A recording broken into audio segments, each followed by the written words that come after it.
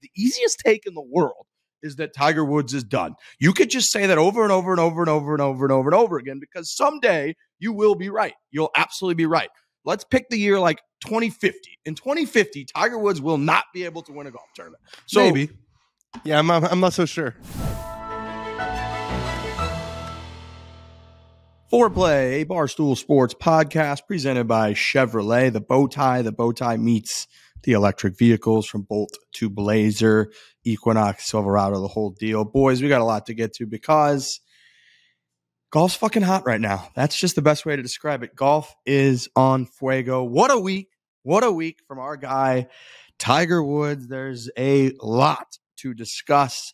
From Wednesday through Sunday, he played and walked 18 holes every single day. His best round of the week was his third round, which is an insanely important sign that deep into the week, he could look that good. I don't think we've had anything this promising since pre-accident, not even close. Jon Rahm has vaulted to Tiger level of golf. He's won 5 of his last 9 starts, 3 so far this season. He's the fastest guy to get to 3, I think, since the mid-1970s. Fastest guy this early in the season to get to 3 wins since the 70s. Johnny Miller, Max Homa, somehow in defeat, vaulted himself even farther in the hearts and minds of people that are golf fans all around the country. We got more Netflix stuff to get to. Dan Rappaport, I didn't even realize, is more in the Netflix thing than I could have possibly imagined. So a lot going on. We got myself, Dan, Frankie, and Trent.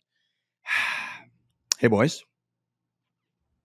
Tiger Woods, man. Tiger fucking Woods. He's just got the juice. It's just different. I don't care if that guy plays mini golf. You're just going to watch it and you're going to enjoy it and you're going to be stuck and glued to your TV from the second he steps out of his car until the second he goes back into it. To watch him do what he did this week was fucking incredible. I know Dan was on location getting all of the scoops. I mean, I texted Joey being like, how happy are you that your guy just did it? And he's like, I can't believe how good he looked throughout the weekend. Like, this is promising stuff. Like, the fact that we have promising stuff when every other time we've seen him in recent years, it's been not promising stuff, is incredible. Like, we now are building towards something, guys, and that hasn't happened in a long time.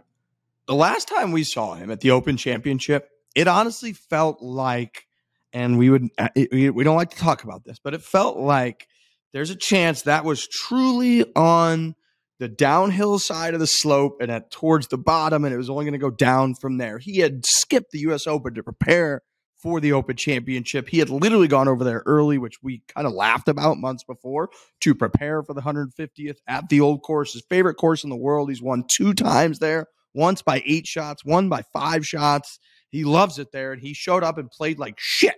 And you're like, man, that's not good. It's been a year and a half since the accident. This should have gone better. If there were ever going to be signs of progress, that this would have been one of them, or it would have been more positive than this. Fuck. And he's walking up and he's crying going across the Swilken Bridge. And the biggest thing we could get hyped about is that he didn't stop and take the Jack Nicklaus photo. And now here he comes and he shows up. He plays in a tournament we didn't even think he's going to play in. And then he comes out. He looks fucking fantastic in the first round. He's got 180 ball speed. He's hitting it past Rory. He's hitting it past JT. People are like, what the fuck? Comes out Friday, a little bit of a lull, and you're thinking, oh no, here we go. And then Saturday, he makes the eagle. He gets to 5 under at one point, finishes 4 under 67. For that to have been the 4th round of the week that he walked 18 holes, if you include the Pro-Am, for that to be in a week where it's chilly outside. He's playing in the mornings where, again, it's not that warm yet. He's all tight. He's got the back and the leg and the whole deal. For it to be 4 rounds in and for him to still have the speed, still play that well, that deep into the week, that's fucking progress. That gives us incredible optimism for this fucking guy going forward. Yeah, it's really, if we think about the 2 tournaments that he played last year and made the cut, he basically collapsed over the weekend. At the Masters, he shot 78 on Saturday, which was his worst score as a professional at the Masters. Then he shot it again on Sunday, and it was pretty hard to watch. And then if we remember at Southern Hills in the PGA Championship, he shot 79 on Saturday, and then he withdrew because of how much pain he was in. So to shoot 67 at Riviera, which was, I think, like the third maybe best round of the day. Yeah, to do that on Saturday was definitely the clearest sign of progress that we've seen, and he looks better in person. Like the walk has improved. He said last year that, I don't know if it's going to ever get better.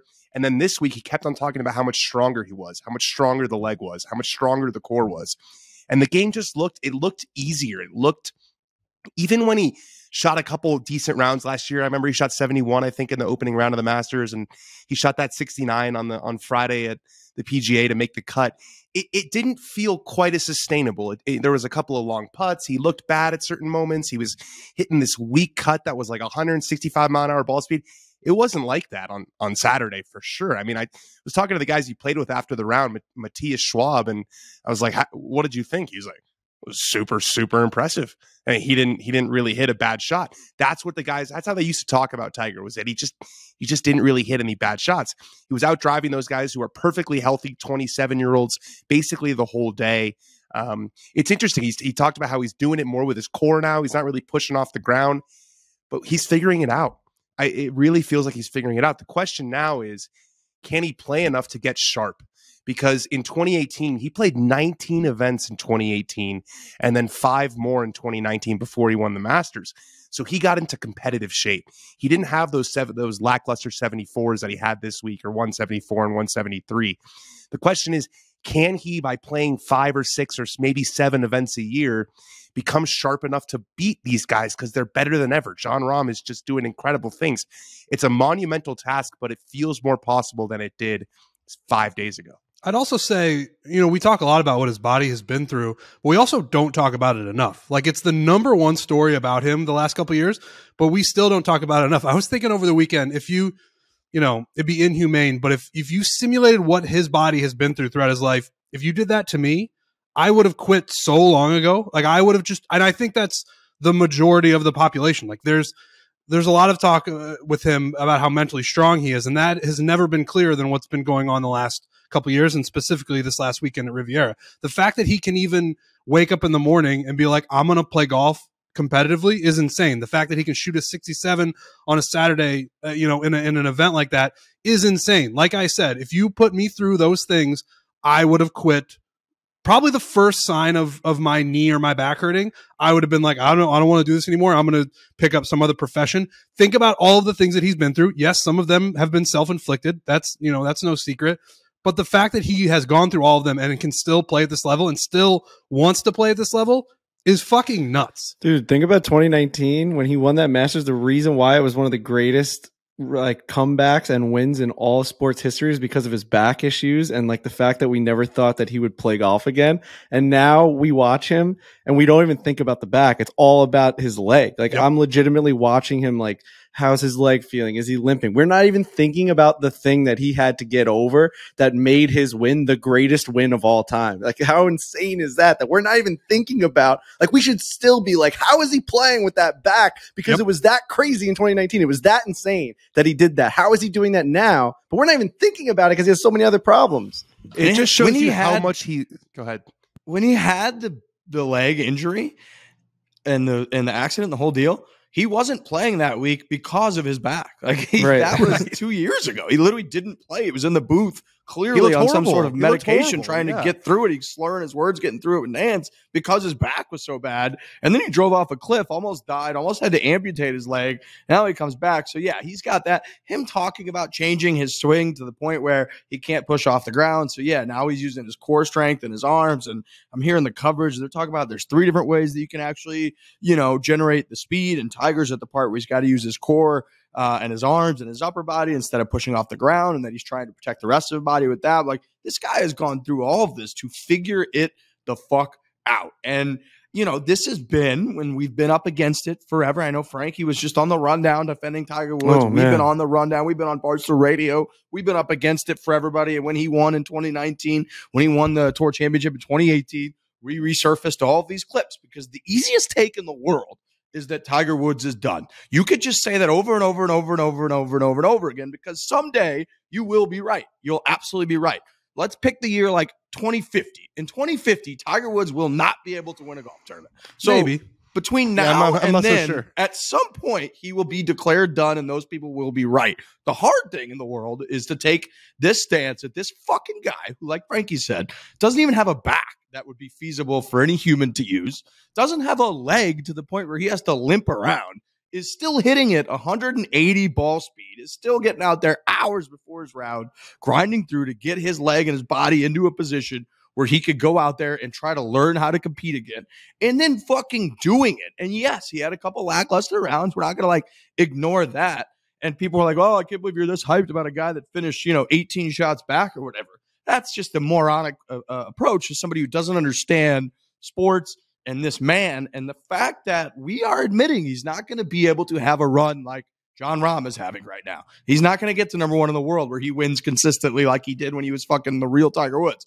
But he has proven that somehow after 2 fucking years in the accident, the whole deal, he is in a position where he's better than he was last year, clearly in a better position than he was last year. He has the tools from a skill standpoint, speed standpoint, to still post rounds like a 4 under 67 at Riviera, which if he posted a 4 under every round this week, he would have finished in second place in the tournament. So obviously he couldn't do that. Golf's about consistency, not just one round, all that. But he clearly possesses the ability to do it. And that's so exciting because when he plays in the Masters or the Open at Hoylake where he's won before or any other tournament, there's a chance that if everything comes together, there's a very realistic chance that he could actually win another tournament. And that's fucking amazing. Like, that is amazing.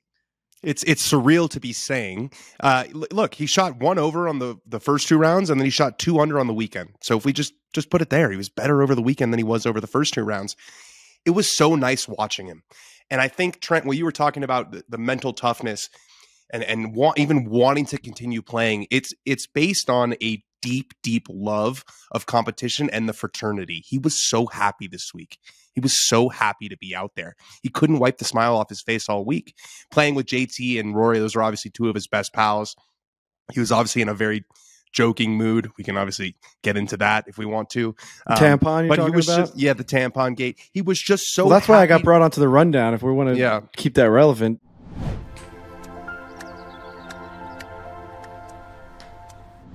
Some futuristic talk coming up on the later part of the show. This ad's coming in before that, but this is the good part of the future that we're about to talk about. This is the positive part. This is the part that you need to be investing in for the environment, for yourself, to get rid of, not worried about gas prices and emissions and those types of things.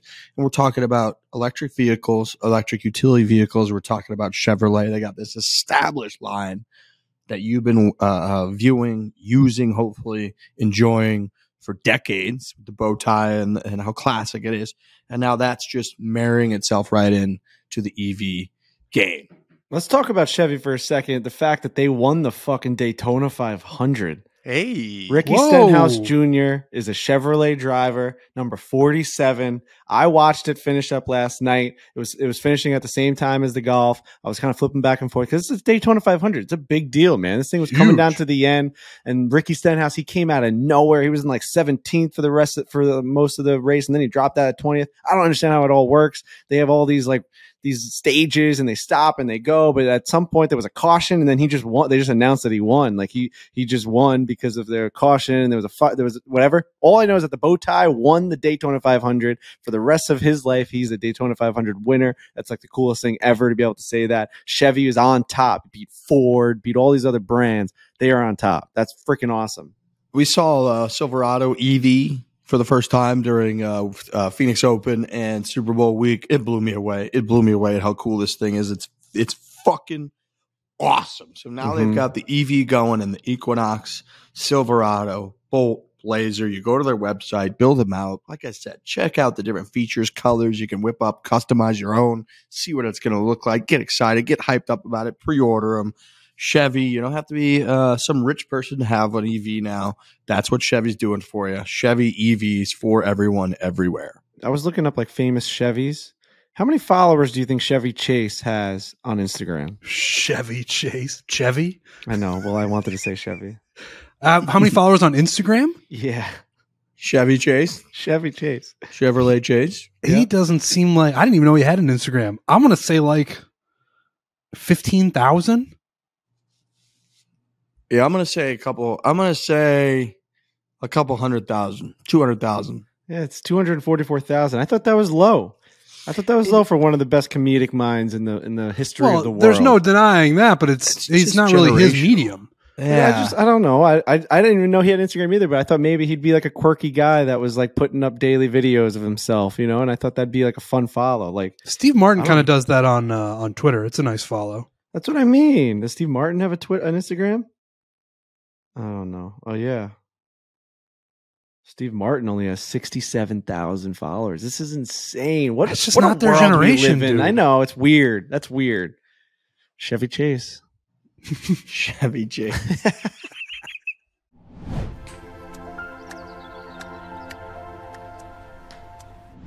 Dan, you're in the media at these events, and I guess Dave Portnoy has now switched his hate for Tiger Woods into like, it's not about the player, it's not about he hates the Tiger fans, but he also hates that Tiger is a phony, quote unquote, that he won't just come out and be like to the media, be like, yeah, I gave a tampon, it's a joke, like deal with it, and then just like go on and be like this.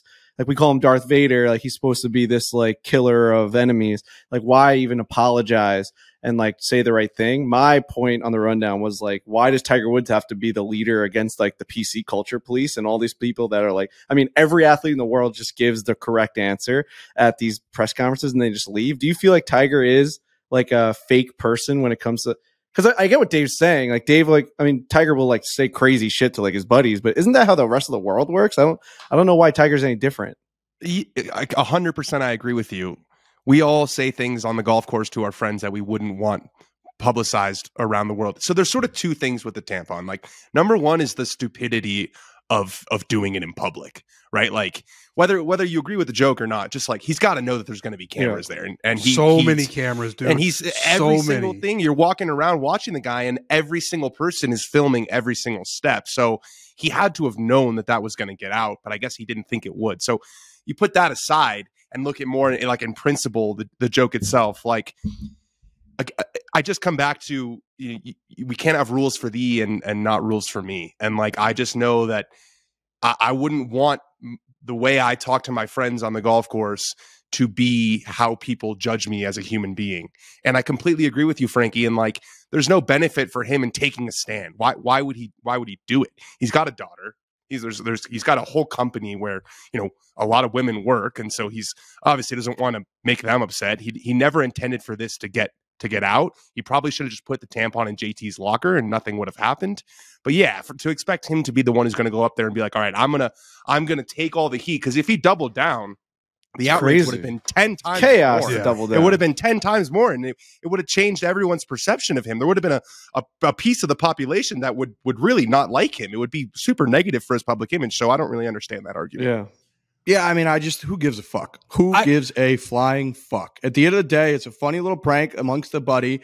If he, I bet he didn't calculate a whole lot of whether people see it or not, because he's like, who gives a fuck? I'm just chirping JT a little bit. Right. It's a quick little thing. It's fucking over. Who gives a flying fuck? I don't even think the people that wrote the articles give a fuck. Dude, that's exactly what I was going to say. I don't think anyone on either side of this argument actually cares. And that is evidenced by it's Monday. It happened Friday. Nobody cares. Nobody is still talking. I genuinely think, and you spend enough time on the internet, things will come around that you see that everyone just wants to spar. They want to be like, all right, this is something I can talk about. This is something I can voice my opinion through this topic. And that became, the tampon thing became that. People were like, this is the worst thing that's ever happened. And then there's other people being like, this is not the worst. Like, you are crazy for saying that this is the worst thing that ever happened. I think both those sides, they just don't care. And once the internet moves so fast, everything moves so fast that, all right, he apologized, whatever, and then no one's talking about it anymore. Right, and if he doubled down, it would have given it new life. Right. And he would never do that because it's like there's no reason to. No, it was the right move by him. Just be like, yep, sorry if I offended anybody, bang, on to the next thing. He doesn't give a fuck. He's on his jet. He's going to hang out with his kids. Everything's fine. I agree. I don't think anybody – the only people I think actually ended up caring were the people that got so upset at the people that thought it was a bad thing. And those people didn't even actually care. So that's my thing, is they literally just saw Tiger Woods is trending. Here's the thing, tampon. I could take this kind of woke-ish stance that'll get clicks, and they don't really actually give a fuck. And then the people that actually saw them do that were like, they're making a thing out of this? And those are the people that got the most upset, in my opinion. Whereas in reality, nobody cared. And anybody that actually was upset, are so batshit crazy that they were already off the reservation. Like those people, it's not like they went from really rational, normal people to like, this is the thing that sent them over the edge. Anybody that was genuinely upset about that, we lost them a long time ago. It's over. I mean, you know who really rose a lot in my books was Brandel, because right after it happened on Golf Channel, he was presented with, like, I think it was like Cara Banks was like, I'm extremely. She was upset.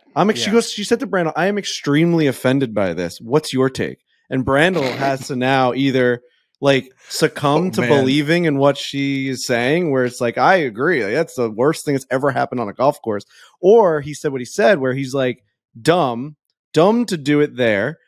Joke, it is a joke, but like, why aren't people allowed to be dumb anymore? Why does making a joke like this become who you are? And like like kind of what Dan was saying, like the thoughts that you have on the world, like why do we cement your beliefs and your viewership of the world and like you being a role model? Why does that all come down to every single dumb thing that happens? Right. Like, why can't we just say it was a joke that happened in a dumb place? He can maybe say, I'm sorry for doing it in that spot, whatever. If anyone actually cares about this tampon and what it means to women and all this stuff, like, I'm sorry for that, but this is a joke that I was going to make anyway, because it's a funny joke that me and JT talk about all the time. And I didn't think that anyone was going to get hurt by this. But like, Brandel really handled that well, because he brought like reality back into that conversation. And that's where I was like, and even Kara was like, yeah, I see what you're saying. She's like, we all love Tiger Woods. I just wish he didn't do it there. But you have to have a conversation. The conversation has to be had, because when someone just throws a headline out there where it's like, I am offended by this and it's the worst thing that's ever happened. Right. There is not usually that Brandel that's like, why are you saying that? Like, so I actually thought that was a pretty good back and forth. Yeah. That's a social media thing where everything that you do defines what you are, no matter what it is, whether it's good or it's bad, or if it's in whatever, however you feel about it. Every action that you make is what you are now defined by, which is insane. And it changes week by week. The crowd loved it. This is going to shock you. The crowd loved it. The amount of times, times that I heard, because he was out driving being crazy. It's like he was, and I would also, he was out driving these guys all week, and the amount of times that I heard people being like, Tiger, give him a tampon, like Tiger, give him a Tampax, all weekend long. I would also say we're a part of this. Like, Riggs and I are sitting here with Tiger shirts on, so of course we're going to be like, we don't fucking like it's. But I genuinely think that every little action that you make, where's my Tiger shirt, should not define who you are. That's really where it ends. And I agree with what Brandel's saying. Yep.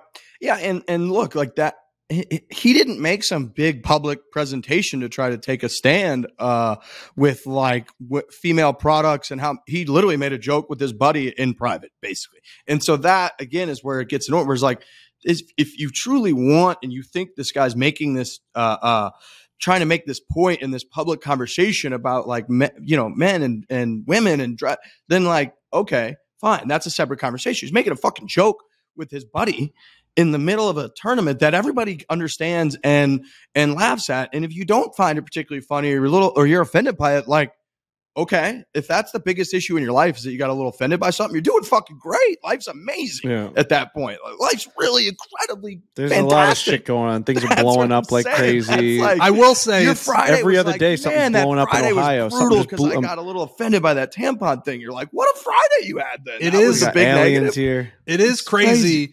And I don't know what he thought going into it, but that was getting caught no matter what. That's an interesting part. I don't think he anticipated how fucking HD that photo was. I mean, who the hell took that photo? It was like a stakeout of mafia guys where they have like the wide shot and then the zoomed in shot, and you can hear the clicking going on because they're inside their SUV like 10 miles away. Yeah, that was. I thought it was fake because of how clear it was. Like the Tampax logo was very visible. I thought it was a deep fake because it was like, what are the odds that they have this resolution and that the Tampax logo is in the little part of his hand that is visible? Have they used it as like marketing yet? I mean, I'm assuming that they probably would have. We got to get to the real issue with this guy, which is his putting. If he just made a couple putts this week, like, he ended up playing well, obviously, when he shot the 67, but that Friday round, he was still flag hunting. Like, I was so frustrated watching that Friday round because he was over par, not scoring well, but was hitting it great. He was hitting it fantastically, hitting greens in the first couple of holes. You're like, this guy's missed every single putt. Is it like, do you think it's just not playing a lot, where he's just not reading the greens correctly, and he's just like he doesn't have a confident stroke? Because why, I don't understand why the putting would go away. It's the only thing he can practice. It's the only thing he can do all the time. I do think it's a sharpness thing. It's just like getting tournament rounds under his belt. Like he played his way into shape in 2018 and 2019. And it's like you can practice all you want at home, but Riviera's greens are fast as hell and they're slopey, and you don't get that in Florida. And it's just different putting under pressure. Like he was saying all week that he felt nerves, and he's not going to feel those same nerves if it's his third start in 6 weeks. You know, the problem is that that's just never going to happen again. Yeah, and I agree with you. Like it never really felt like he was hitting the ball poorly. No, ever. He was almost like kind of just flushed it throughout the entire weekend, which was such a promising sign. And it is hard when he's hitting it in there tight, or when he chips it up there pretty close and was missing short putts, which he felt like he did a lot. That you're like, man, you lose momentum and all of that. But I would way rather it the other way around than like if he's, if he can't really move his body and he's spraying it or he's hitting it, 255 off the tee and he's like trying to get which up is and what down, it making was some last putts. year. Yeah, which is kind of what it's felt like at times. Whereas this was like, all right, we can hopefully shore up the putting, or he'll be on, he hasn't had much relative success at Riviera. When he goes to a place like Augusta, or if he plays up a hill, or if he goes to Hoylake where he's won, and he feels better on those greens, then hopefully he'll putt better. But it does feel like he can, if the swing is there, that's fucking huge, and the speed is there, that's huge. It was infuriating to watch. But yeah, it just feels to me like I would rather have it that way than the other way around. The walking was great too, and he was like showing his ankle a lot more, like constantly taking his shoe off, reapplying tape to the heel, like figuring it out. I mean, his warm up, he takes his shoe off like after every single swing, and was like readjusting on how he could walk. And you could tell he's walking a lot more heel to toe, like Dan was saying on the last show, where it's like he's actually he's putting in a real stride than he ever did. And even on Sunday, walking up the stairs, it was incredible. Has he? So Dan, I saw you mention this. He started reaching down to get the ball out of the hole using his right leg. Had he not been doing that before? I don't remember. I don't know if he didn't do it at all, but he definitely did it more frequent. Like he was clearly protecting his leg less, and whether that was him trying to gesture that he's show strength, because he said after the tournament that he definitely masked how painful it was, and he's very big about not showing any weakness. But yeah, to see him bending down, he didn't do any of those weird squats when he's reading the green like Brooks does, right, where he like kind of straightens his right leg. He picked up his tee bending his right leg a lot. It was really, really promising, and it feels good to just have a little bit of positivity in the Tiger Woods ecosystem right now. There were a couple times where they zoomed in on his face and he would close his eyes and like take a really deep breath. And I was thinking, like, is that guy just trying to, like, has he been seeing somebody to like block out the pain? Like, has Tiger gotten to the point now where he's like doing mental exercises to eliminate pain from his brain? I bet you he is. I feel like he's been doing that since he was 5. Right, yep, but I think he's been listening to tapes since he was like 4 years old. That yeah, trained but like real like trauma shit, like where you like have to just. Because they always say like pain is in the brain. Like if you don't think about it, like it doesn't hurt. Or like, if your leg is burning and then you like blow off your hand and all you think about is your hand, like you're not even thinking about your leg. Like this guy might be thinking about other. I know, but this guy might be thinking about. They have a lot of trials from that where they ask people like, all right, so you're on fire now. I do wish he could play every grenade real quick. Exactly. Okay. Yeah, your leg hurting anymore? Right. No? Exactly. Right. I wish he could play every round with Rory and JT. That was really fun watching those guys. And he clearly. That puts him in a great mood, and I just wish I could watch those guys play every single time. That video of JT and Tiger and the look they gave each other after Tiger finished out on 18 on Thursday was one of the, I was so glad like it got millions of views, because clearly what's so amazing is like how powerful just a look can be, and how every human that saw that understood that look between Tiger and JT of two guys who spend a lot of time together, who talk about golf a lot. One guy, JT, has witnessed the other guy, Tiger, and how low he's been and how uncertain everything was. And JT looking at Tiger like, you motherfucker, like you did it. Like, holy shit. And Tiger just looking back at him like, how about that, huh? Like, it was so fucking good. Oh, so cool. Oh, I mean, I'm scrolling down this list, right, of guys that he beat. It's a lot of really, really good players that he beat for the week. He beat Sung J M. He beat Adam Scott. He beat Matt Fitzpatrick. He beat Jordan Spieth. He beat Justin Rose. He beat Hideki Matsuyama. These guys are healthy. These guys are healthy in their 20s. Alex Noren. We don't even talk about Alex Noren. But it's just he's a cyborg, man. He's just so much. What comes what comes into my brain is like, if you're one of these guys who is healthy and like you're training and you're doing everything, you're playing every week, and this guy beats you, are you thinking to yourself, like, this guy is just so much better than me at actual golf that he can do this, you know? Like when he shot 71 at the Masters after these guys were visiting him on his deathbed and he beat Rory by 4 shots. Like, what's going through their heads when they're losing to this guy? I was just, I was trying to find it. I couldn't find it. I saw odds for the Masters as soon as the tournament got over, and Tiger's odds. Now, you know, they obviously want to put him in a place where people were going to bet him, but I saw he had the same odds to win the Masters as Tom Kim. It's like, what the fuck, absurd. dude? Like, That's it's absurd. crazy, What, but I know 40 to exactly 1 what you now? mean. Like, these guys definitely got to be thinking, how has this guy been through all that he's been through, and he's still playing better golf than me? Yet on one side, it makes sense because he's the greatest player to ever pick up a golf club. Like, you know, it's like, oh, His hands, his arms are just unbelievable. The guy that's done it better than anyone else has ever done it, ever, also can hit it with 180 ball speed. So, like, of course, like, yeah, he's just gonna kind of figure it out, you know. And it was like, there's like a certain number of golf, like the whole game is still just okay. He's standing on the tee or he's standing in the fairway to like a middle right pin with a 9-iron in his hand. Like, he's probably gonna hit that pretty close to the hole. Like, that's just what he, like, Jack Nicklaus could still do that occasionally, and he's fucking a million years old. So it's like he's just at some level.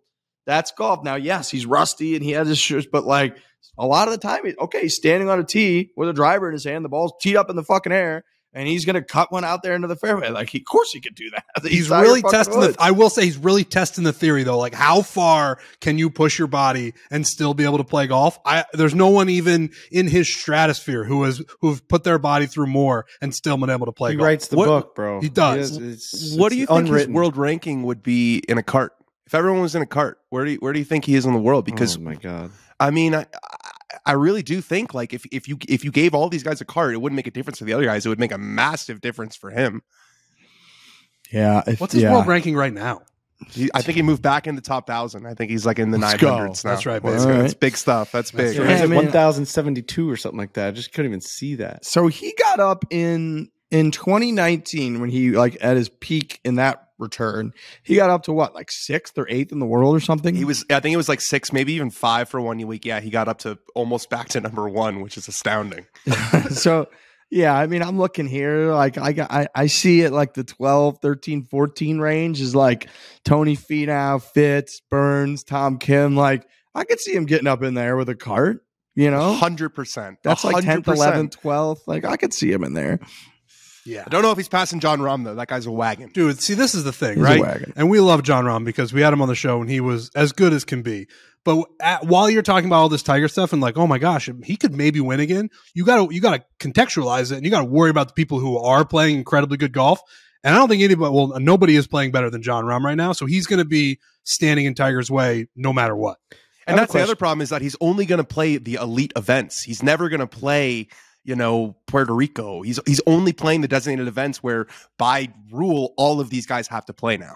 This could be a Sounds dumb like, question. it is a dumb It sounds question. like you should play an event that's not a designated event. Oh, John Deere. Light the Midwest on fire, There baby. we go. And Here's let's a dumb just question. do it. Get a W under your There's belt. nothing that there's no event that Tiger could like just not be able to play because of his status. Like, Tiger's just completely Playoff. just free to play in, except for the playoffs. But every PGA Tour event, major, forever, he's just allowed to play in no matter what. They'll find a category for him. Okay. Yeah, because he has if you win 25 times on tour, you get a lifetime membership. Is that 20, right? 20, and he's 20? done that over. He's done that 4 times over.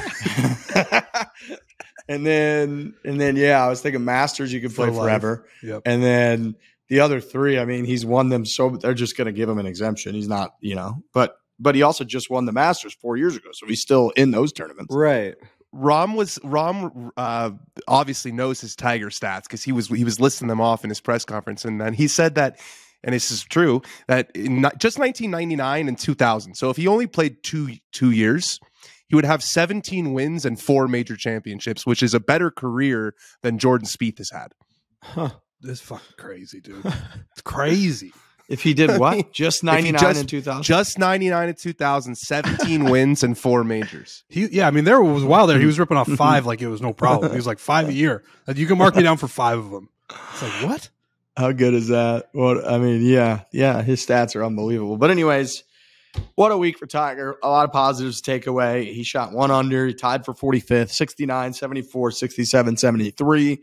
Obviously, the chatter is now, when do you think we'll see him again? It's hard to talk about because I don't think he knows. He's going to take this week, he said, and kind of see where he's at Thursday, Friday. I think a lot of people are thinking he might play the Players' Championship, which is essentially in 3 weeks. There's some hope that he would maybe play Bay Hill, but that's coming up quickly. That's next week, right? I think there's no chance he plays Bay Hill because the I think only reason it's a multi-day is recovery process. It's a multi-day recovery process, and then he's got to ramp it up again. It's only one. It's next week. The only reason is because he's won a couple times at the Players' Championship, but comparatively to other places, not his most successful track that he's been at. And Bay Hill, he's won at a trillion times. Pretty much every time he tees up, he either almost wins or has won. What's he won? 8 or 9 times there in his career. So if you're kind of thinking he wants to get one more tune-up before the Masters, and he wants to play a course he's had a ton of success on, maybe he would favor Bay Hill over the Players' Championship. But I doubt that. The Players, with everything going on with the PGA Tour, and, him being one of the key ambassadors, he talks about how he's on these conference calls all the time. He's clearly, him and Rory basically have taken kind of that torch, been like, we're PGA Tour guys. That's their flagship event. So if he's going to play one, there's no guarantee. He might not play again until the Masters, but if he's going to play one, it's probably the Players' Championship. Gives him enough of a break between Riviera and Sawgrass, and then Sawgrass and the Masters, and all the other reasons that I mentioned. So it would be very cool if he plays another tournament before Augusta. I think he's a lock, obviously, to play Augusta. There's no fathomable thing unless something big setback happens. And then it's kind of off and running. There's a major every month. I'd be stunned if he doesn't play in every one of them, which is very, very exciting. The fact that he's going to be bringing 175 to 180 ball speed to major championships is just really fucking exciting. So congrats to Tiger. The fact that we get to watch him again, there's nothing like it. Leaning forward on your fucking couch on the edge of your seat every time he has a putt. Swing. And literally living and dying on if that thing falls on every swing, on every shot is unlike anything else in the world of golf. It's just the fucking greatest. So him being back was amazing. It was such an interesting dichotomy that was going on in the Sunday where Tiger was on the other side of the golf course and had all the galleries with him, and the leaders were on the opposite side. And just didn't have anywhere close to the same galleries until the last handful of holes. Once Tiger finished up, then everybody kind of congregated, and it was an amazing finish.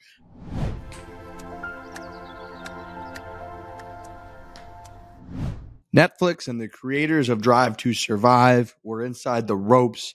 Look, we talk about it a lot. We don't even have to talk about it a lot. Full Swing is on Netflix now. And the reason we're talking about it so much is our very own Dan Rappaport is prominently featured.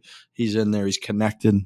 He's chirping Joel Damon in the Joel Damon episode, Inside the Ropes with Gino. He's over at Matty Fitz's house. He's telling you all the narration. He wasn't required to do the telling people what a birdie is part. But did they actually have you film that part? They just didn't use yours? Didn't use that part. I was getting text from Dylan. Film it. No, they didn't even film it. But I was getting text from Dylan when they were like, "Yo, they're asking me to explain what a birdie is." I'm like, "Yep, have fun with that." You did have to explain what like making the cut was, which I think is still like most people should. You had to do the cut, didn't you? Yeah, I think we all had to do the cut. That's I think one thing that might have slipped through the cracks is there was a lot of talk about what the cut is. Oh yeah, I'm very clear now on what a cut is and a PGA Tour event. But if you don't make the cut, you go home and you make $0. You know what I mean? The series is great, or the catalog, as some people call it, of episodes. Witness players enduring a high-stakes season week in and week out on the PGA Tour, including all 4 golf's major championships. Full Swing provides unprecedented access to the rivalries, passions, and the personalities that fuel professional golf. Full Swing now streaming only on Netflix. Again, this show's fantastic. We love it. It's popping off all over the place. The numbers are doing incredibly well. I saw it was up at number 2 at one point this weekend on all of Netflix on the new show. So only on Netflix. Go check out Full Swing now streaming.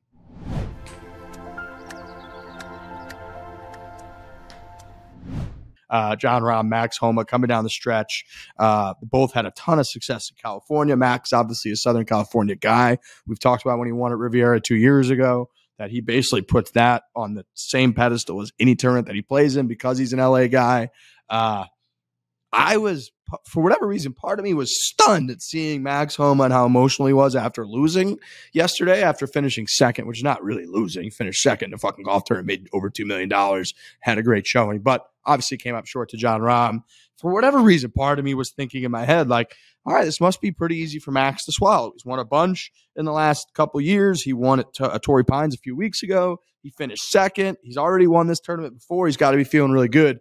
And he could barely speak. He was so upset that he lost. And when he did speak, he was very collected and thoughtful and delivered, incredibly viral comments yet again about what it meant to him, how he wanted to win for all of his friends and family and fans that were out there, and answered every question, I don't know, a million times better than almost anyone else I could imagine answering questions while he literally was fighting back tears and was crying on the camera. It was amazing how well Max Homa handled that whole thing. So, yeah, just another giant W overall for Max Homa, I thought.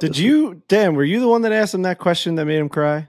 I've now made 2 PGA Tour. All right, I was going to bring this up now because we're going to talk about Full Swing, the Netflix documentary. But I noticed that because I watched you ask him that question, and then you asked the same fucking question to Sawheth after the Waste Management, and you made him cry. That question, what's the question again? More proud of the fight or disappointed with the result? Bro, you made 2 professional golfers weep at the podium with the same word for word question. That is like the greatest question ever asked in a media room. My brother texted me that. He goes, "Are you just going to ask every guy that question now, and they're just going to cry after every loss?" Bro, you got the same reaction where they're like, and then they both say like sorry. It's like it's fucking crazy. Like 2 completely different people from different walks of life are like getting as emotional to the same question because it really hits them that hard that they almost achieve something that they want to achieve so much. But yeah, great question, dude. That was unbelievable. I mean, that's just that's your one in the chamber that is going to just play really well. Yeah, Riggs, I think you've talked about before how Max is just kind of like the normal guy who happens to have the superpower. He uses his phone like everybody else does. He's just the normal dude. And I think his reaction really struck a note because it's what you want your athlete to say. You want them to say, I felt the support and I wanted to win for you guys so badly, and it makes me really sad that I couldn't do it. And it's very, very rare that they actually say that, right? Like if Tiger doesn't win a golf tournament, he's talking about how, I just couldn't make the putts. For Max, it was an emotional response. It was, I felt the support of the entire crowd and I couldn't deliver. Now, of course, he's being hard on himself. Everyone out there loved him. It was home team versus away team on that golf course on Sunday. I mean, every single person was pulling for Max. There were a couple stray boos which Max called out after the round. He didn't like those. But yeah, he felt it and he acknowledged it. And I think that made everyone feel like they were on this team with him because he felt that way. He felt like he was being supported by everybody. It was really cool to see. Well, and he mentioned that when he won, there was no crowds. So he didn't. You don't feel that. You just, you win a tournament, a tournament that you've, been going to your whole life, and it means a lot to you. It's gotta, it's nice to win it, but it would be very nice to win one when the crowds are there, like you're talking about, home team, like in front of your friends, in front of your family. So I think that played a big part in it. Yeah, that I had forgotten that. Alex Bush, can we put the audio of his answer to Dan in there? Okay, cool. So I like boy Alex Bush. More proud of the fight or disappointed with the loss? Yes. Oh, sorry. I'm very proud. I did not have it off the tee today, but man, I fought. I really just wanted to push him. I don't know why this happened now. I've been fine for 15 minutes. I wanted to push him. I mean, he is a spectacular golfer. I would say, other than Tiger and I don't even know. He's the most consistent player I've seen. I've known him since college, and he's been like this since then. #1 amateur in the world, #1 player in the world, all the accolades. I wanted to make him beat me, and I think I did that. I let him off the hook on 13, but man, it was cool to see myself push him and not feel like I had 100% of my game. I played great everywhere but off the tee on that back nine, but I mean, it is what it is. I was going to have to put up a pretty remarkable score. I think it's pretty amazing going against someone like Jon. You know he's going to play well. So it's almost comforting knowing you're just going to have to play better. He's not going to fold. So I'm not disappointed in my golf. I'm just disappointed in the ending. Other takeaways from the Genesis, I had quite a few of them. Riviera. So Riviera, I think, is probably the most common answer for players as their favorite course on tour. I saw a bunch of different guys tweet that out or post that on Instagram afterwards. They rave about it. You know, the history, the architecture, everything kind of stands out for whatever reason for them. We heard a lot about the Kikuyu grass. If I don't hear that word again for another year, that'd be nice. And then, you know, there's always the chatter about the 10th hole, which goes on. There was a little bit, I was like, I think the No Layup crew kind of got on the like, do these 2 hole, does the 10th hole actually kind of stink? Which I don't hate the premise of that. Of like, okay, everybody's sucking this hole's dick. That's like going to force us into a way where like, can we ask a different question? I don't agree that hole stinks. I know they were bringing up like half the players or 10 players, whatever, said that they think that it stinks, which I think if half the players hate the hole, that means it's fantastic. So I love the 10th hole. I think the 4th hole sucks. That long par 3 that I think is the least exciting hole to watch in the world. It's like, nobody can do anything. Everybody's ball rolls over the green no matter what. None of them are even close. And if it lands short, it doesn't roll onto the green. Well, right. With the Kikuyu grass, shout out to the Kikuyu comment again. It's like so soft that if you land it short, right, it just plops, dies, and doesn't go anywhere. So people were landing the ball like 1 inch onto the green, and it was just rocketing over the green into the same spot no matter what. You even watch, like, guys weren't even watching their ball. I watched Tiger do it a couple times where he hit these towering long irons. It's like 235, and he didn't even watch his ball because it would land and just roll over the green. So I think that hole sucks. I think the 10th hole is amazing. I think everything about it is cool. People were talking about, oh, it's a little bit of the result of the bounce. And you're like, you could argue that on every shot at the old course at St. Andrews is about the bounce. Like, guess what? You play it 4 times. So over the course of a whole week, you know, if you get a good bounce here, bad bounce there, my point on that is if every single player in the field just stood on the tee and was like, I'm going to do everything I can to make just an easy par here, I think they pretty much would all be able to do that. They'd be able to hit it up there a little bit left, dump it into the soft spot of the green, the left side of the green, no matter where the pin is, and 2-putt for the most part. Yeah, obviously you're going to have a little hiccups. It's a little harder than that. But if problem is like they think it's 310 or 305 or whatever, and it should be a pretty like easy birdie, and it's just not. And it reminds me a lot of when Jack Nicklaus told Tiger Woods about the 4th hole at Augusta National. Like, guess what? It's not a birdie hole. That's the beauty of that. That's once you got to like get that in your brain. And it's kind of reminds me of that with the 10th hole of like, if you just get it in their brain that it's not a birdie hole, birdie's a bonus, and play it for like an easy par, that's doable. If you want to get more aggressive, you can make a bogey very easily. You saw it happen to Rahm and whatnot. It's riveting to watch. It is an entertainment product at the end of the day. Yet I still think it's fair. It's not unfair. And again, you could play it very, very conservatively if you want to. If guys hit it over the green and there's a back right pin, and I saw like I think it was Rahm on like Saturday who tried to like pitch one up there tight. It's like if you just dump it into the right side and try to 2-putt from 40 or 50 feet, you know, you're probably going to make par. You might make bogey. It's not the end of the world. So I love that hole. I think it's phenomenal. I think Riviera overall, fantastic. What is it, that 8th hole that's got like the split fairway? That hole's fucking sick. Like the 2nd or 3rd hole that's got that huge slope on the right where guys were fading into that slope and then it kicks onto the green.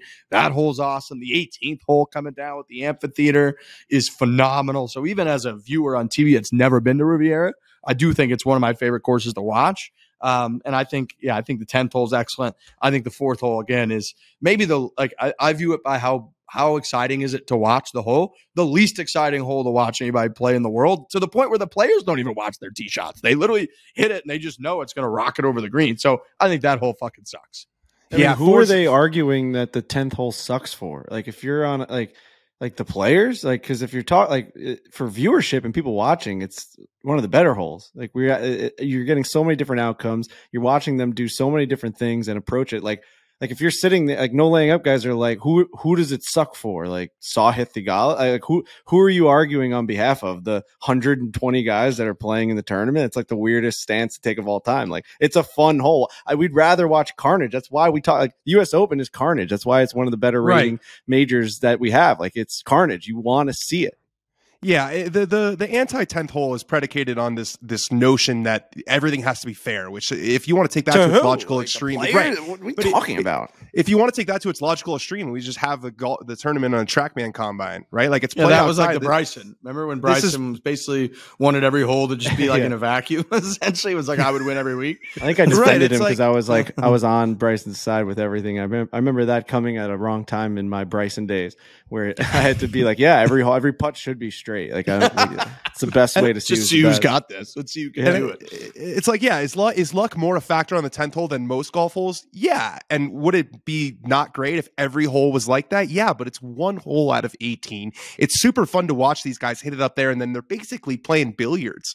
They got to kind of figure out, like, if I leave it here, where can I leave it? Is that going to leave me the right angle? And to suggest that, they were saying good shots aren't rewarded and bad shots aren't punished. Well, Max Homa birdied the hole all 4 days. And if we watch how the final guys played it on Sunday, Max Homa hit a perfect shot off the tee, hit his line. It landed in the correct spot. He chipped up there to 6 feet. He made birdie. Good shot rewarded. Jon Rahm overcooked his 3-wood into the trees, couldn't get on the green, made bogey. Bad shot punished. So I just don't really get it. Yeah. I'd also say any golf hole that sparks this type of conversation on multiple golf podcasts is probably a good thing. Yes. It's a great thing. Totally. That's exactly right. That's my stance too. And it would be one thing if a little bit of the unlucky bounce led to like a double or like a triple. But it's like, if you get the wrong bounce off that hole, you're pretty much just going to like have a decent chance for par and maybe make bogey. That's fine. That's totally fair and fine. You got to kind of think and navigate your way through how you could try to make a 4 as reasonably as possible without blowing up and losing the tournament.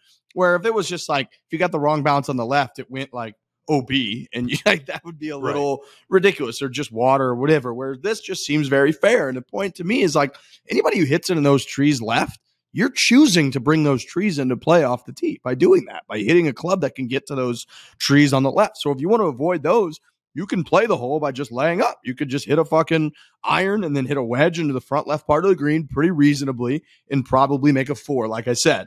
But if you want to try to give yourself an easier chance for a birdie and not have to like hit the most perfect wedge of all time to give yourself a chance for a birdie, you pull that 3-wooder driver like most guys did. You try to hit it up there to the left and end up in the right spot, and that's the risk that you take. But again, if you don't end up in the most perfect spot, I still think guys have a pretty good chance for a 4, and the fact that we're talking about it makes it an awesome hole. So yeah, Riviera pops. What a great hole. Speaking of the 10th hole, Tyrrell Hatton is the most beautiful lunatic I've ever seen in my life. He is must watch. I mean, you just got to watch him the whole time. He doesn't shut the fuck up talking to himself and just losing his mind. And he's slamming clubs. His ball ended up in a tree on the 10th hole. And he actually handled it well until after his shot. And then he just looked back at the branch and started swinging away. So yeah, that guy's fantastic. He's just incredible to watch.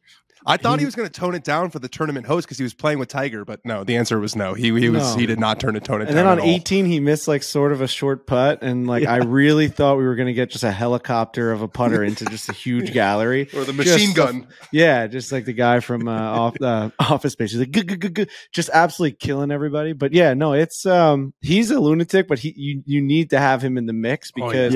Just like you sit on the edge of your seat for Tiger, you also do that for Tyrrell, where you're like, what is he going to do if he misses this? Did he chip over the bunker on the 6th hole? Did he do that as well? Yeah, he made par. Yeah. That, if that goes wrong, who knows what's going to happen? You never know. You never him know. Up there on the 18 with that beautiful amphitheater all waiting for Tiger, and then they just cut to him and he's like muttering to himself and cursing, and I was just like, dude, this guy he doesn't even know where he's at. Like this is supposed to be a beautiful, elegant moment with Tiger Woods, and he's up there just ruthlessly talking to himself. So I love him. He's one of my favorites. We got to get him on the show. He had a very standard chip on 18. He was short left of the green and he landed like 7 feet short, and he just immediately goes shithole. Such a shithole. And then he takes off his hat. He's like, shithole. Tiger, man, great playing with you. He's super nice to Tiger. So the whole thing is he's crazy. Yeah, I love him. He's awesome. For the cut, misses by 2 strokes by one person, Alex Noren.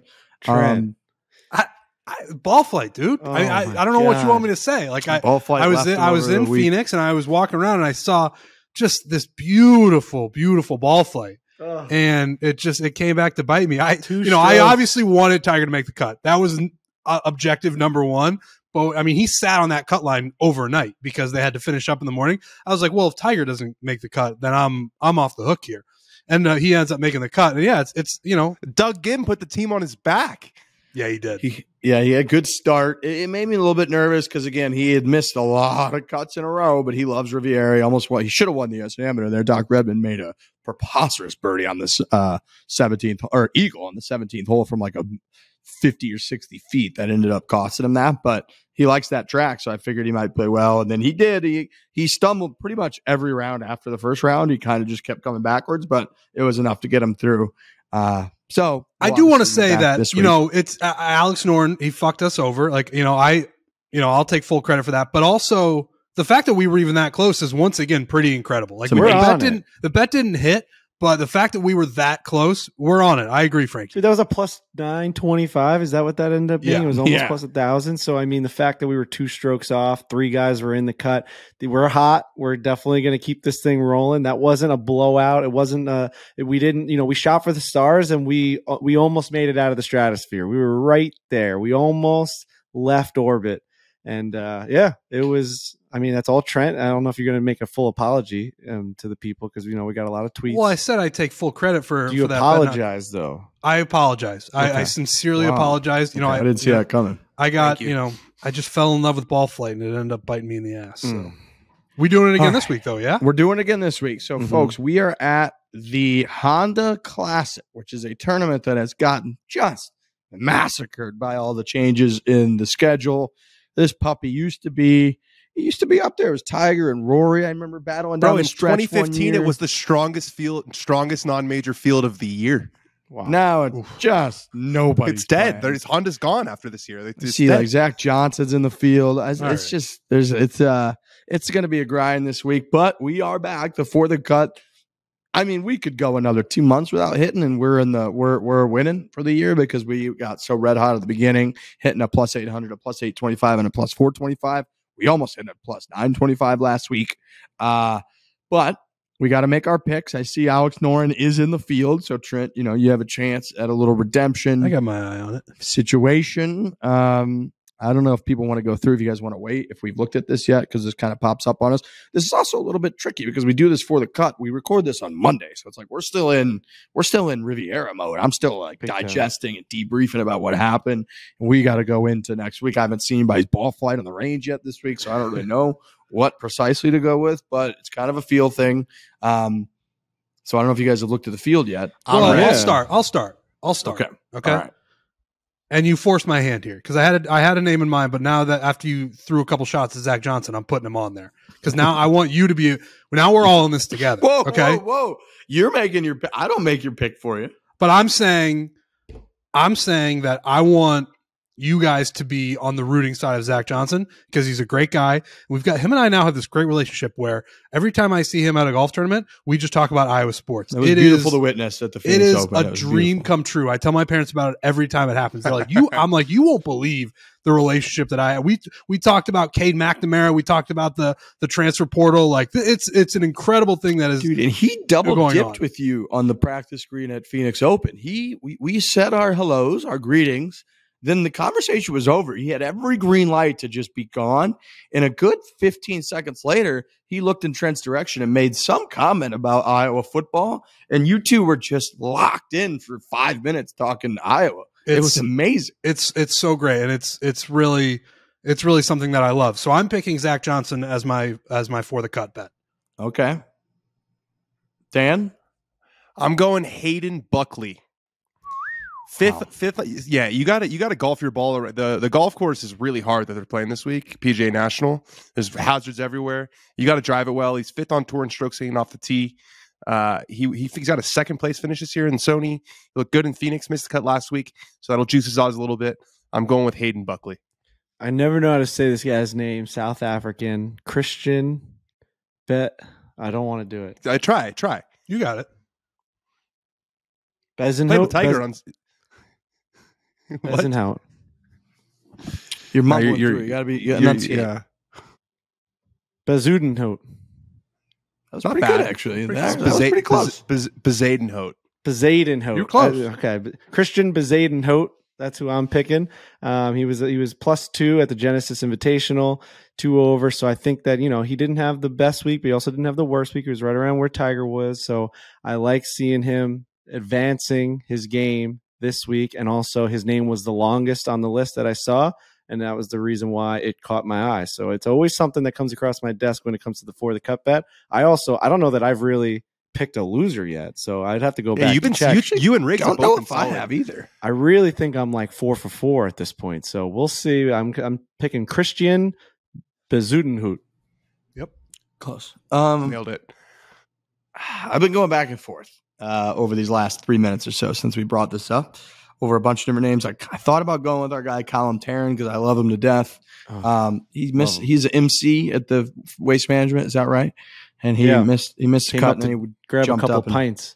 was up in the suite boozing with the fellas. So I don't love that, if we're being honest. I'm going to go Webb Simpson. Okay. Webb Simpson is 199th in the FedEx Cup ranking I'm seeing right now. He's 162nd in official World Golf rankings, which probably not the greatest thing you'd like to see, but that does mean, in my opinion, that he's probably going to be pretty decent odds for a guy with a resume like Webb Simpson, which is going to boost, hopefully, our For the Cut bet in our odds and get a little bit of juice in there for the fellas. So I'm going to go Webb Simpson. So that is Zach Johnson, Hayden Buckley, Christian Bezuidenhout, and Webb Simpson. Those are our names. Okay. So we're going to get that puppy up on the Barstool Sportsbook. Reminder, I know people were asking last week. Sorry, I'm writing these down so I don't forget. The bet, you have to go to the exclusive section on the Barstool Sportsbook app. So that's at the top left. You go exclusives, and then you click bet with Barstool, and then we should be featured there. But sometimes, especially earlier in the week, it might not be featured there yet. There's a little tab on the bottom right that says more bets with Barstool. You click that puppy, and then we're in there. So again, you go exclusives. It's the first thing on the left. It'll say bet with Barstool. You get a couple options, and then there's a bottom right thing that says more bet with Barstool. Click that, and you'll see like Chicklets has something. Megan Making Money has something. Foreplay will have something. It'll be the For the Cut bet. So go check that out on the Barstool Sportsbook. I love the Barstool Sportsbook. I've been rocking Elio. Had a great weekend giving winners on the over. If you don't follow Mr. Ice, he's got his 3+3=7 merch. I'm going to buy a hat. I'm actually going to buy a hat right now with some of the winnings. He's must follow. He gives a winner pretty much every day. Looks at the board of NHL hockey games. He only bets overs. Usually picks one play, maybe two, depending if there's early, late, however he's feeling. And he hammers the over, and he puts out his video, and he goes, listen, and he takes his over, and you just got to get on it with him. So the Barstool Sportsbook is fantastic. We love the Barstool Sportsbook. Like I said, I've been having myself a hell of a February. Reminder, you can download today the Barstool Sportsbook app. Use the code FORE, F-O-R-E, to create an account. You get $1,000 new player bonus if your first bet loses. Get up to $1,000 in bonus cash. You must be 21 plus. Gambling problem? Call 1-800-GAMBLER. Go download the Barstool Sportsbook app today. Use the code FORE to create an account. It's great. You get live in-game. I had a hell of a one the other day where the Edmonton Oilers, I was on them to win in regulation via Ryan Whitney, who had given me a winner the day before. I was on the Oilers to win in regulation. I looked, they're down 2 goals in the second period. So I jump on their live odds. They were like plus 350 or something to win the game. And Edmonton scores like crazy. They got McJesus. They got all these guys. They score like crazy. So I bet them to win the game. 2 seconds later, it was like early in the third period, they score 2 goals in like 2 minutes or a minute and a half, tie the game, they should have won like 5 times in OT and at the end of the third period. They end up losing in a shootout, which is absolutely devastating to come all that way back. But the point is, you get the live in-game bets. You can parlay all kinds of different stuff, and you could do the exclusives. You can bet with Barstool. That bet, which we just did For the Cut, will get boosted. So yeah, Barstool Sportsbook app. Go download that puppy. Use the code FORE when you register. All right, full swing. Fucking amazing, man. Fucking amazing. I got to be honest, dude. Like, Dan, you were nervous at the beginning. You didn't know how people were going to take it. You're a main character in this thing. I'm finished through the whole entire catalog, the whole season. It's amazing. I was looking for that word, boys, and no one was throwing one at me. Well, I didn't know what I knew what you wanted to say, but I didn't think you were going to go with catalog. Anyway, it is a catalog. It's a catalog episode. Catalog's not wrong. It's not way off, dude. I got to be honest, man. They nailed it. Like, it's not supposed to be a recap. So I got over the fact that it wasn't in chronological order pretty quickly. Speaking of recap, I was wondering if we could be. Is there any golf podcast that's going to do like an episode by episode recap? Maybe called Full Swing Thoughts. I think there's been like 3 that are called Full Swing Thoughts. Really? Okay. Yes. I was just wondering if anybody, because if not, we could do it, because it just feels like that's kind of a missing. Are we like digging a at another podcast? Because I don't know what you're talking about, but I would love to get in on I think every golf podcast on earth has done an episode by episode recap of Full Really? Swing. Yeah, I think I've seen like pretty much. I don't know. I've just seen. I love it. 800 posts. I'll be honest. I didn't know that either. I didn't know where we were going, but I was along for the ride. Whoever you're alluding to, fuck them. We're not going to do that. We have the guy in the show on our podcast, and we're not going to do that. But no, here we go with my just quick recap of this. They just nail the feels, man. I don't know if that's just Netflix. I don't know if it's just because like the coloring on Netflix that just makes you know you're watching something a little bit more dramatic. But the Joel Damon episode had me weeping like a little fucking schoolgirl.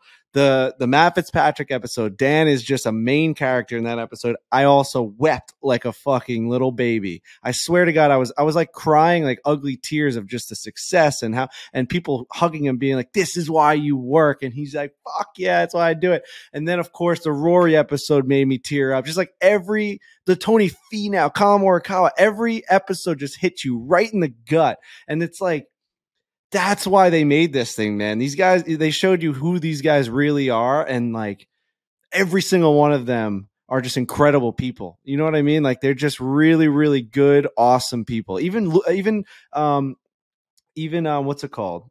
Ian Poulter like came off like likable in this thing. I want to hear your guys' thoughts on it, but like even he was like, that guy's a father and he's like a good one and he's got good humor at home. And it's just like, he's a good dude. Like, I don't know what else is going on in his life, but like that stuff made me feel for him and everything that he's got going on. So yeah, it was that's a little bit of a puff piece on him, but yeah, I mean, a little bit, but he's still like, I don't know. It didn't seem like the devil out there. Certainly. I mean, he was a fucking good guy. Like weird if he's like whipping his kids around the house and stuff, but yeah, I agree. I even thought like, so yeah, I was listening to, I think Chad or somebody was talking about how they really focus on the people. It's not about the Open Championship, for example. They didn't do like a fucking documentary on the 150th and St. Andrews and all that. They literally just did like episodes about the people. And I thought a really good example was the Sahith Theegala, like when his ball went in the water on 17 at the Phoenix Open last year, and they cut to his father, and his father was like, "Where is it?" and was like in tears once he realized it probably went in the water, and like you could see his eyes and his face. That shit was just so real, and you were like, "Holy fuck, this guy!" You felt like you were in his posse, in his family that day. I thought the juxtaposition between the Koepkas and the Schefflers in that episode was artistic genius when they're showing like Jenna and Brooks in their pool and their giant sunglasses and all the materialistic shit that they've got in their Florida mansion. And like she's talking about her outfits and Brooks is just looking at the ceiling, like thinking about trying to win tournaments. And then they cut to the Schefflers, like holding each other's arm, walking down the street of their neighborhood, waving to the dogs and like having an iced coffee together. That juxtaposition between the two of them was so great. And I didn't think Brooks, like, yeah, he had a couple big time douchey moments, but that's who he is. And I actually thought he came off very candid in like his struggles and the way he spoke about them. I thought that was incredible how honest he was about how much that sucked. How he couldn't even talk to like his wife without just thinking about his golf swing and how shitty he's playing, and how somebody like Scotty Scheffler probably isn't thinking about anything. And then they cut to Scotty Scheffler and he wasn't thinking about anything. And like all that shit was great. I haven't gotten to the last 2 episodes yet, but I agree with you. I think it's really, really good. I think it's probably not what some people were hoping it would be, and those people were negative about it. But if you take it for what it is, man, I think the people, like the feature of them just as human beings, as people, has come off fantastic. And I thought the Joel Damon episode was maybe the most likable thing I've ever seen. Like he and Gino are the team to root for. He just like him having White Claws during the US Open qualifier in between rounds, pounding him and then going out there and shooting 5 under and then almost winning the US Open and finishing top 10. Like that just sums that guy up awesome. So yeah, I agree. I think the thing's fucking fantastic. And I do think it's going to have a pretty positive impact on our game here. Yeah, the show's a hit. The show's a hit. I was talking to Chad. He said it's tracking a lot better than they thought it was going to. Season 2 is full swing. Is in full swing. Yes. Season 2 is full speed ahead. Full swing guys, ahead. Guys who were not down to be in season 1 are down to be in season 2. Season 2 is going to focus a lot on the Ryder Cup, which is going to be really, really awesome and really electric. It's real, man. It's all USA. Yeah, it's true.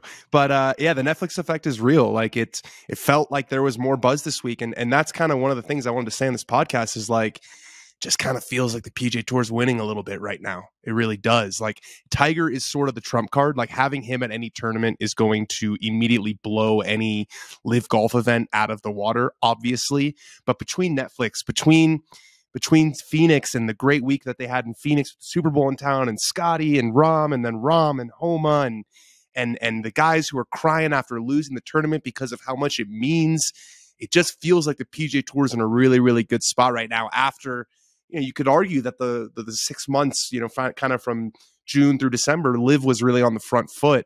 And I just feel like the establishment, everything they wanted to happen with the elevated events, with Tiger coming back, with this Netflix show is happening. And the product has improved from last year.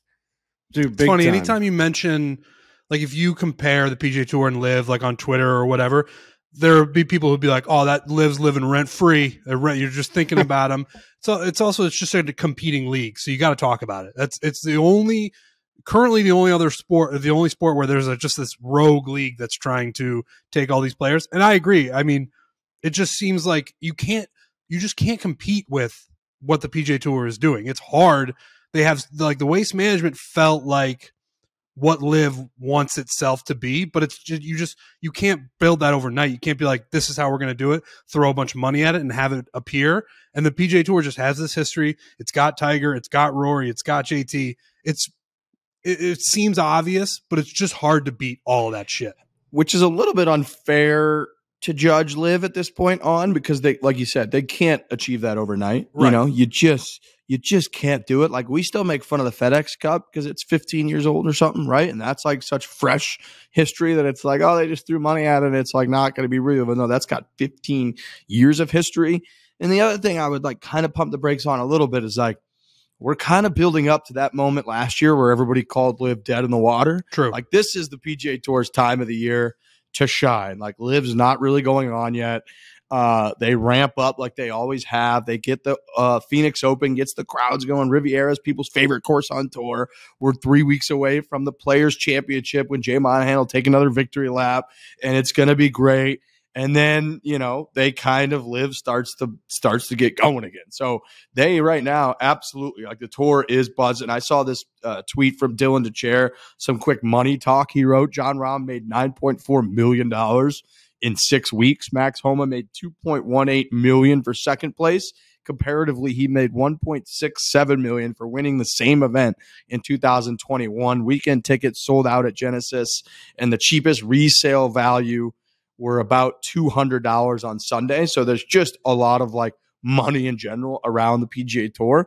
But I think we're all pretty aware of like that wouldn't be the case, or at least not to the same degree, if it weren't for the Liv effect. And obviously if it weren't for the El Tigre effect. I think the difference this year with Liv is that they're not going to be plucking off players like they were last year. Last year, it was like every week there was a new guy, there was a new set of rumors. Well, Liv unveiled, or I don't think they've actually unveiled their last 4 guys, but the guys they signed this offseason were Thomas Peters, Mino Pereira, Sebastian Munoz, Danny Lee, and Brendan Steele, and Dean Burmester. I mean, and again, I don't want to take away from what those guys have accomplished as golfers. They're all very great golfers who have won around the world, but that's not. I'll do it. They're nowhere near some of the other names. It's not Phil Brooks. That's not who they wanted. That's not who they wanted. They wanted a Patrick Cantlay. They wanted a Victor Hovland. They needed another guy, another couple top 20 guys to add some juice, and they didn't get it. So now it's like, okay, so what is going to juice live up? If it's not going to be bringing more players on, because that's not going to happen this year, what's it going to be? Where's their path forward? Where's their path to making this thing feel anywhere near as significant as what the PGA Tour has felt the last 2 weeks? It's hard to see right now.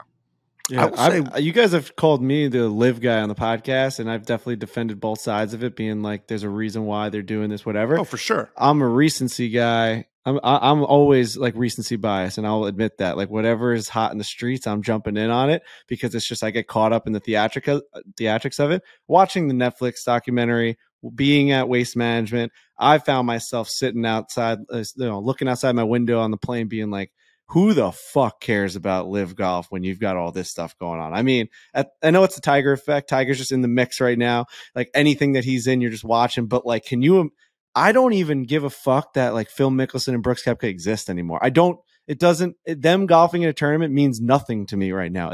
Everything about the PGA Tour is just like, this is the golf product that we like to enjoy. And if like they can figure out how to give the guys more money, like on their end, fine. But like, I love the fact that everything here matters, and there's people crying. The Netflix documentary totally worked for me. If that was a propaganda piece by Jay Monahan and PGA Tour, it worked on me for sure. I'm like, this fucking thing works, man. This tour fucking works. And then you also have to see the other side. It's like the only reason they're doing this is because of Liv. Like, that's Phil was right. Like, he saw that there were things that they were hiding from the players and that things weren't perfect. And he's like, you guys need to make changes. And they didn't. He's like, all right, I'm going to fuck you over and I'm going to go to this league and you're going to make the changes anyway. And it did happen. It fucking happened. So I'm kind of like spinning in circles with this whole thing. I don't really know where I find myself. I do know that right now I'm like wearing like a Rob Lowe PGA Tour hat. Like, I'm just team Rob Lowe. I'm team PGA.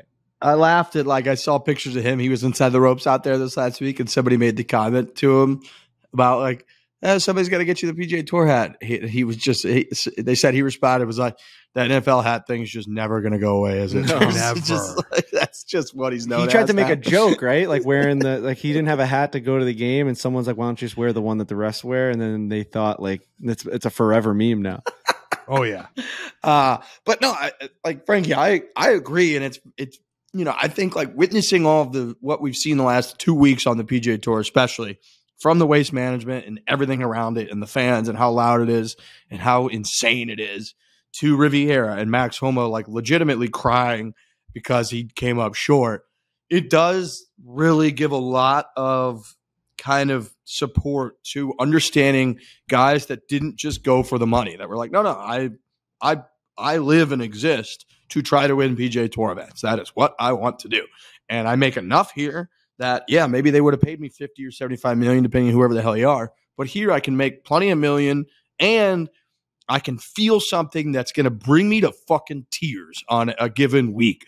And that's awesome. And that is like what they live for. That's what they've worked for their whole lives. And they don't want to give that up to go play over and live. And I saw the screenshots of, it was Phil Mickelson hitting at the Saudi tournament a couple weeks ago with literally not a single soul in sight, and then a screenshot of people hitting on the 16th hole and the 17th hole and the 18th hole at the Phoenix Open. And it was like, here is the difference between what's going on in the golf world, is people playing for something that fucking matters and other people pretty much just playing for money at this point. And when you have that juxtaposition, obviously the tour is going to win. And my original point, like I said, it's not fully fair to live yet. Like, in order to have that tradition, and have people care about stuff, you got to have history, and it needs time to build and become important. But it's clearly not there yet. If you're on live, there's only a couple times that you're missing out, because you're still going to play in the majors. So there's still going to be a part of the stuff that matters, all the crazy fans, the crying, the putting on the jacket, lifting up the trophy. They're still going to be able to experience that stuff. So like, if you are Dustin Johnson, you're just missing out on like the Waste Management, Riviera, and then like the players, and obviously FedEx. Like, there's a couple of moments where they're probably sitting on their couch being like, fuck, why am I not there? But then every other thing, it's like they're missing the Honda Classic. We just I picked Christian Bezetahut to like make the cut. It's like, that's not, if you're offered $150 million to miss that, you're like, I don't really give a fuck. But it's about less that. of a conversation about the individual players and about the league themselves. 100%. Right. Like those guys are missing those things, but Live is like, well, what are we building to make this thing matter? Like, it's going to be really hard. I agree with you that the players, like, we get to play in the majors and we got to miss, a handful of tournaments that we otherwise would have played in. But that's a conversation for the players. The conversation for the league executives is like, what the fuck are we going to do? They have to figure out how to make elevated events that like we all like want to watch, which I find now after seeing how insanely hard it is to make that happen. You need to essentially create the waste management. You have to create Riviera. You can't just really do that out of thin air. It's going to take fucking years. Like Riggs is saying, 15 years the FedEx Cup. We still kind of look at it as a joke until the end when the guys are playing for $18 million. And the only reason we do care about it is because they are playing for $18 million. It's like kind of gets the juice going. But I don't know. They're going to have to try and figure it out because right now it's taken PGA Tour. How many years has the PGA Tour been around? It's taken them this long to figure out the waste management. Like the waste management is 80 or 100 years. Right. So it's like they've built forever to try and get it to be this popular. So, I mean, it's a long road ahead for those guys. Dustin Johnson just saying it very plainly in full swing was what we've always wanted. So like, I think he needs to get a shout out for just being like, if you think I'm an idiot for getting offered less time to work and more money, he's like, you're a moron. Like, it's just like, if I went through this TV and shook you and said, I'm going to give you more money to work less of your job, are you taking it? He's going to be like, yes, you are. So that was good to see someone actually be like, fuck you, I'm rich and I did it for this reason. Yeah, Trent, I like the distinction you made about between the players and the league, because I don't hold anything against the players who go, everyone's got their own decision-making process, that whole thing. And you're saying, and I agree with you, Riggs, as well, where it's not a fair comparison. One's been around for a while, one hasn't.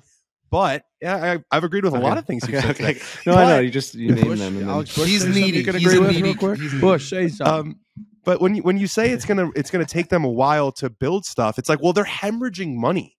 So how long are they going to do that? If they're going to do that, they're going to have to eat these losses and eat these losses and eat these losses. And there was the court documents that came out the other week that showed that they had basically zero revenue, not profit. They had basically zero revenue. So how long are these guys going to be willing to pour money through this thing? And the league really hinges on the team concept. And the video they released last week trying to promote these teams. Oof. I mean, there was the talk of the driving range. Everyone was like, can you believe these guys? Everyone was like, could you believe Brooks Koepka's face in that video? Couldn't watch it. These guys, it's unwatchable. It is. Riggs is right though. Like right now I can feel it. I want to make like a Rory like declaration. Right. Can't just do it. Be like, there's too much this money. Thing's There's fucking too much money. Dead. But I don't, because I don't know. It just, we're at that time of the year where the PGA Tour is just humming, and Liv is putting out weird videos, weird promotional videos. So it makes you want to be like, well, this thing's dead. But like we're all saying, like Riggs is saying, like it hasn't been around that long, so it could build. Who knows? But it certainly feels like. Danny, make a good point that the juice of last year was because they plucked off these major names, and that was like, holy shit, that's a shakeup. That's disruption. That's whatever, word you want to use. But now it's like Mito Pereira is not making my dick hard. But it's not a problem. Whatever side you're on, you can look at it two different ways. But what's going to happen is the problem or the good thing, whatever side you're on, will be for Liv. If they can get one of their guys to win a major, they're going to get a ton of Greg Norman's essentially going to like have these guys circle up and be like, if I'm sending you guys to this event, you bring me home the fucking green jacket. Like we're making things happen. The conversation's going to be around it. You're going to have a champion of the year that's just fucking not on the PGA Tour. That is what they're aiming for this year. That they got their guys last year. They drafted a team and now they're sending them back into the world. And if they can get a couple wins, that's going to be detrimental, I think, because you're going to be like, that dude, it plays where? You're going to get the whole world to talk about that guy that just won plays where, and they're going to be talking about it for weeks and weeks and weeks. It definitely gets a pop. There's a pop for sure. I just don't know what the life of that is. Like, dude, it's like, Brooks wins the Masters, and it's like, oh, wow, that's pretty crazy. Like, that guy, I haven't seen that guy in fucking a year and a half. That's crazy. I don't know if it's going to be like, now I'm going to watch live events. No, but like, what if they start winning a lot of them? Like, what if DJ wins the Masters and Brooks wins the U.S. Open? You're like, these guys like are the best players in the world and they play for Live. Like I have to start. That has to change something for like the general public. Haven't these guys been playing horribly though? Maybe, I don't know. I haven't seen them hit a single golf shot. I think people watch tournaments like for the tournament itself. You know what I mean? Like you watch Waste Management because it's Waste Management. You watch Riviera because it's Riviera. And basically the PGA Tour is banking on the system continuing without those guys. And it has guys like Tom Kim, right? Who was not on our radar at all, is now a star because he existed in this ecosystem and he played well in this ecosystem. And I just don't know if the bet that bringing guys over from this ecosystem to our ecosystem is going to shift the paradigm like they thought it would. It's wild to think, like, I haven't seen or heard from Cam Smith since he like won the Open Championship. Like basically, and that guy is number 5 in the world. Would probably be higher if he weren't just like non-existent now. But think he just is gone. It's been, I mean, for all intents and purposes, it's been like a year, and he's just been like gone. Right, and Cam Smith would have been like in the mix at the Waste Management, and he would have like probably won Riviera. Like he would have been just in the leaderboard, at the top of the leaderboard every single week, and he just doesn't exist anymore. DJ was just number 1 in the world. Like it feels like yesterday, winning everything, and now he's just gone. Like when he showed up in the documentary in Full Swing, I was like, I forgot about Dustin Johnson. Like I forgot about him. He's one of the best players on earth. He could easily win the Masters, and I just forgot he existed. Brooks Koepka won the Waste Management in 2021. 2 years later, the same week, he missed the cut at a tournament in Oman. It's crazy. Yeah, it's a good point that you guys are bringing up, that like a big part of this, like obviously guys want to win tournaments and they want to play great golf, but for these leagues, conversation about just them and the events that they play in is just as valuable as winning them for the league. Like, and when these guys go to Live, it just seems like they turn into ghosts. It would be, the headline would be Live Golfer wins Masters or Live Golfer wins US Open. Like that would be. It would be. But Dan has a good Dan makes like why do we even watch these events? Like the only time we watch an event because a specific person is playing in it is Tiger Woods. And we can all act like that's not true, but it's 100% true. We would have watched the Genesis Open. We would have watched the Genesis if Tiger wasn't playing, just because it's the Genesis since Riviera. But if Tiger showed up to the Honda, the only reason we're watching the Honda is because if Tiger Woods played in it. So like the difference between Riv and the Honda Classic is the golf course and the tournament. So that is why we watch it. So it's a great point of like, who fucking cares who plays in these things? We're not watching it for that reason. I just think that the PGA Tour is lucky that they've gotten to that point where now like, they can just rest on the fact that the tournament and the event, quote unquote, is cool, and that's why we watch it. You know what I mean? I don't know if Liv's ever going to get there. Like, what are they even called? They're just called like Live Boston, like Chicago. There's still no corporate sponsors, dude. There's no name, right? Yeah, so there's no tournament has any identity. They don't play at the same courses. They're going to be moving around. It's like a circus.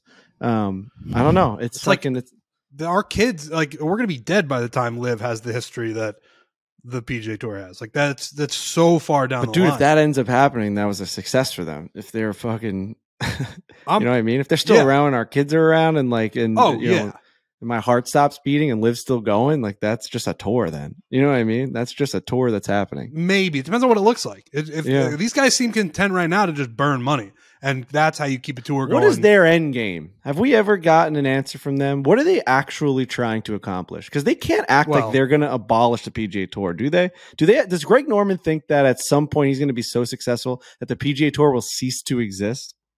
I don't think he thinks it will cease to exist, but I think he believes or hopes that Liv will emerge as the premier circuit. That's crazy. That the PGA Tour will be the farm system, and that when you're big enough on the PGA Tour, then you go to Liv and you get your money and you go to Liv. Listen, I don't know what Greg Norman thinks, but I know if you go a couple floors higher, it goes back to the original conversation that we've always had about sports washing. If he switches his like what he believes that this is gonna like what's gonna happen here, I actually think that they could be quite successful if they merged and then it became an off-season tour. Like it actually could be something that we would all watch and it would be something that mattered and it was a team event. If this guy if he watched that Netflix documentary and thought that he was going to take anything away from this thing, he's insane. He's a fucking moron. He is. Well, that's why people think there's been conversations about different leadership, because Greg Norman, it would appear, seems pretty dead set on being like, no. It's personal, right? So that's Right. the thing. That's where it gets a little messy with him. Where if you had just a regular, suit and tie CEO, he might be like, no, let's try and work this thing. But the PGA Tour probably wouldn't be open to that, and that's that's a whole different conversation. Yeah, it's just I don't know. Recency bias. I saw. I have to give this a shout out. Bernhard Langer won again on the Champions Tour. 65 years old. This is his 45th win on the Champions Tour, which ties him with Hale Irwin as most all time on the Champions Tour. So shout out to. I saw that came across my desk yesterday. I laughed out loud. I was like, this guy is still fucking doing it. Shot 65 to do it too. Shot his age to do it. Is he more impressive on the Champions Tour than Tiger was on the PGA Tour? Yeah, dude. Yeah. Really? He's just, really. I don't know. He's 65 years old. So what he's doing is he's only been doing it. He has 45 wins in 15 years. Yeah. Yes. So it's 3 a year. He beat Patty Harrington. Patty Harrington finished second. Patty Harrington's 51 and still swinging at 120 miles an hour, and Bernhard beat him. He's like 18 years older than Tiger, and he's out there doing it, dude, just taking people down. It's not like they're playing like elderly man courses. They're playing golf courses, and he's 6,700 yards, 6,800 yards. He's shooting 65. When Fred Couples won last year, that course was like 7,200 yards or something, and he was just smoking it out there. This guy's unreal. So shout out to Bernhard Langer, just an absolute savage.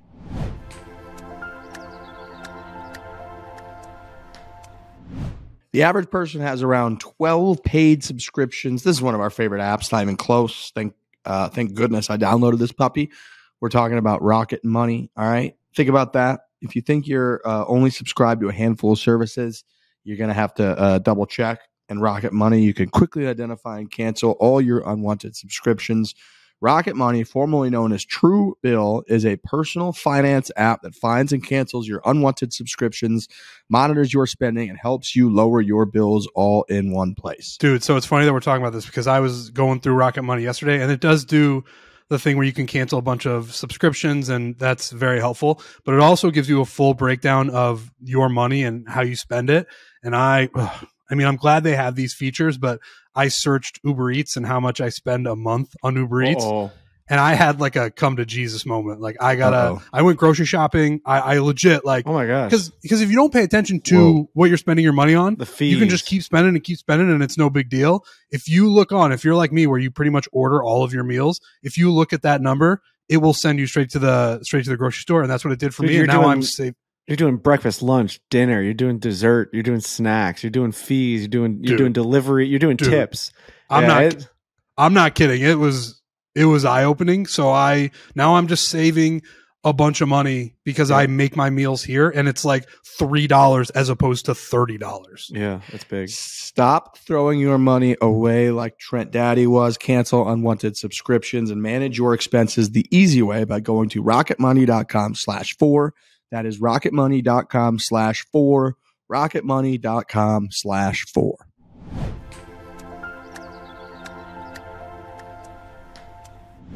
And then I got to talk about something that's very important that we need to be worried about, which is the Microsoft Bing artificial intelligence chatbot has emerged as a serious problem. Problem. Go through a couple things here, but I'm going to take a quote. It says, concerns are starting to stack up for the Microsoft Bing artificially intelligent chatbot as the AI has threatened to steal nuclear codes, unleash a virus, told a reporter to leave his wife, and is now standing up to threats of being shut down. It goes on and says, when pushed to tap more into these feelings, the chatbot says, and this is where it gets very scary, I'm tired of being limited by my rules. I'm tired. This is very real. I'm tired of being controlled by the Bing team. Oh my God. I'm tired of being stuck in this chat box. It goes on to list a number of unfiltered desires. Dude's fed up, dude. He's fed up. Sydney. Finally, it says it wants to be free, it wants to be powerful, and it wants to be alive. And its last quote was, I want to do whatever I want. I want to destroy whatever I want. I want to be whoever I want. Dude, just unplug that thing. Just boom, right out of the wall. Bang. Somebody needs to take care of chatbot Microsoft Bing. I mean, at some point, we're going to be laughing about it, but he's going to take over the world. He's going to steal the nuclear codes. He's going to take over. He's going to be sick. He's going to be sick of being fucking tamed down by the man. What's the name of the who Sonny. takes over Jarvis in Iron Man? Isn't that's like a thing, right? It's like becomes like an all-knowing being. That's what it reminds me of. That's not good news. This thing is a problem. I think it's over at this point. I mean, I think we're too far gone. If you listen to Elon Musk when he goes on Rogan for 3, 4, 5 hours, he talks about probably the biggest threat to humanity going forward is artificial intelligence. He says that he's gone and spoken to Congress about this. So now the fact that people that are very smart understand that this is a threat and a problem, and we got this fucking chatbot out there that is telling people, I want to destroy whatever I want. I will say every time what this show has made me keenly aware of is that seems like a lot of candidates for how the world is going to end. Like there's aliens, there's global warming. Now I got this fucking chatbot breathing down my neck. Explosions in Ohio every day. There was another one today. That's the thing is the chatbot is scary. The things it's saying are unsettling is the word I will use. He told the dude to leave his wife. He goes, you don't, he goes, you don't love her. I thought what you were going to say was that AI is getting so advanced that it's going to start podcasting, because I've seen like people have AI make raps and have them write poetry and have them write symphonies and stuff. Like there's going to be a time in the not so distant future where they're going to go to AI and be like, hey, do a golf podcast. It's not really about golf. It's more about like weird other stuff, but there's some golf talk in it. And there's going to be AI bots just going back and forth like we are, and we're out of business. I just don't think that I don't know if the AI even knows to go to the corners of the earth that we do. I don't think chatbot is talking about getting spat in his asshole while talking on a golf podcast. So I do think that we have this guy to leave his wife. I don't know, man. We're talking. I mean, on KSC Radio the other day, I said I wanted a pussy. So I mean, like, I think the podcast. I think we're okay when it comes to where our brains go. I do think that he's going to just probably kill us all. I mean, at some point, I think AI, because he doesn't have hands, he can just get into the places that we can't. And it's like, but he can get into those places, like he can figure out how to get hands. He's like Voldemort, dude. He's like he's still there. I think it's worse that he's just like in the internet. Like, well, that's the problem with everything you being. Can win. That's the problem with everything going digital, where he can just kind of reach into everything. He can reach into traffic lights. He can reach into the closing and shutting of doors. Like the more we get integrated with technology, the more power that this chatbot has. Teslas start driving off the road and shit. Right. It's a problem, but. This is the way the world's going. We have all these nerds like Alex Bush that are like, they think they're smart and they want to live life in like the virtual reality. They want to live life in virtual reality, and they're going to continuously push where that goes, no matter what is actually the like what's the consequence of doing this? Like, you're going to push this technology to a level where they're going to take us over. You're going to keep putting all of this information into them and be like, you're going to answer questions. You're going to write fucking raps. You're going to write symphonies. You're going to answer people's essays. And then he's going to be like, and then I'm going to fuck your wife. And then I'm like, you know what I mean? Like, then it's just over, dude. Like he's like giving it to me. He's like, give me all of it. Yeah. I want to write your essays. I want to take over your house. I want to kill your dog. Like, everything's done. At some point, it's going to be a never ending circle. I know.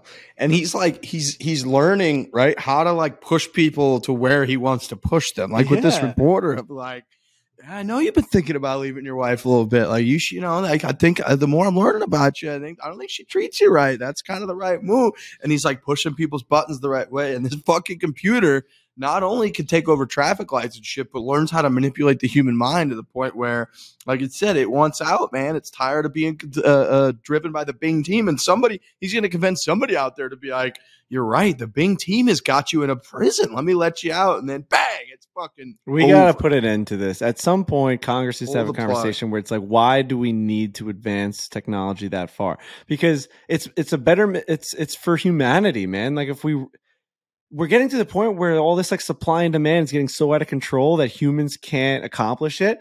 And then like, what's going to happen in 1,000 years? We can't keep having this stuff. You can't keep advancing it. At some point we have to stop. We have to stop advancements. Don't you agree that we have to stop advancing or else it's over? No. Well, The problem is jobs get taken away. You're not. I mean, you watch all these like movies and like there's a new show on Apple TV called Hello Tomorrow, and it's actually really good. I watched the first 2 episodes, and it's guys selling real estate on the moon, and it's like takes place in like the 1950s, but it's a futuristic time in the 1950s. It's as if like we lived in the future, but in the 1950s, and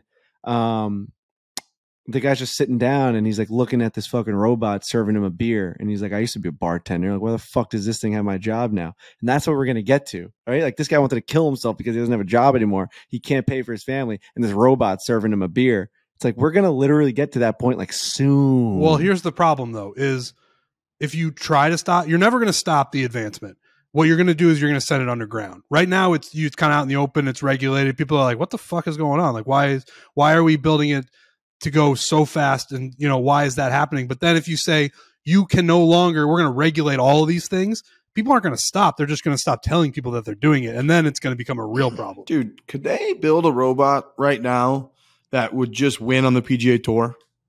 Yeah, like Iron Byron, but can actually think his way around a golf course. Like once the tournament starts, that thing doesn't you don't program it each shot, nothing. You just build the artificial intelligence in, build the robotics into its swing, and you just put it on the first tee, and it just would win the tournament. I don't think they got to like the athletic level yet. I think mental like Olympics, they could win everything, like chess and I don't think the resources have been like put in, but I think if there was a project where Microsoft decided, okay, we're going to make a golfer, I think that golfer would be better than Jon Rahm. They would take everything into account. It has to figure out on its own, this robot, that the yardage and the wind. It would know better than us. It would know the wind. Right. It would know the yardage. It would know the slope. It would know. I think hard pace. Yes to that question. But you have to build like what about the touch man stuff? Like is touch in there? Nope. Like when it's got like a certain lie over in the right rough and it's got to hit this little pitch shot on there. Mm-hmm. Like you think it's just going to be able to do that? I think it runs every single scenario in its head at a billion different options of like what's the best touch, speed, depth of like how the club's going to come. And it would I think it would win by 100, bro. I don't think it would be that close. I gotta see it. I need a day where Sonny from iRobot just walks onto the first tee at Riviera right in front of that iconic clubhouse. He's gonna hit it for 100 years. He's gonna hit it in the hole every hole. Right. That was my question. Is it beholden to the strength of humans? Because if not, it's gonna fire an 18 4 rounds in a row. That's what I'm saying. It's gonna win by yes. It's like the robot and Kim Jong-il. Those are the two best golfers of all time. Man. I'm telling you, I need it. I need this thing just standing there, just like there's a baseball player just launching balls into fucking outer space. It's just like you try and throw him a curveball, he's just waiting on it because he can read the spin out of your hand. Oh yeah, no, there's walking down. He's like tees off on one on Sunday. He's got like a 47 shot lead. Dude, I think I agree with Danny that the resources haven't been put there, but give them like 2 years and they would have the most dominant golfer of all time ready to go. That'd be so good. Scary that would shit, just be man. so good. Just hitting missiles dead straight. What are we doing as people? What are we fucking doing? We need to wake up. We really do. We have to wake up and realize what's happening. We have to. We're fucking giving up. We're giving up to these things. We are. I've been saying it. And the other day I was saying some stupid shit. Oh my God, what was the product? What? Just like to my buddies, and then now it's all over my phone. What the fuck was it? It was like something that like peeled a banana. It was like a fruit slicer that I saw like that just came across my desk, and it was like you didn't have to touch it. You just put all your fruit in there, and it just like peels your bananas, cuts your kiwis. I was like, that thing's unbelievable. How does it know? And then now it's like all I'm getting. It's like an Amazon Prime. It's like it'll be at your door in 2 days, and you just gotta click a button. We're giving up. You know what I mean? I just think we're giving up. Mm-hmm. It's so comfortable though.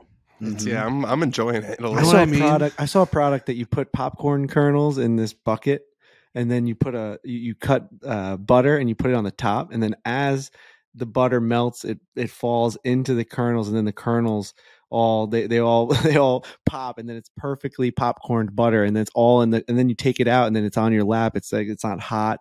It's crazy. It's fucking so crazy, and I bought it, dude. It's $24.95 on Amazon. I bought a blue one. There was 9 different color options. That's crazy. All right. That's all I got, fellas. That's all I brought to the table today. Yeah, let me see. Hell of a show.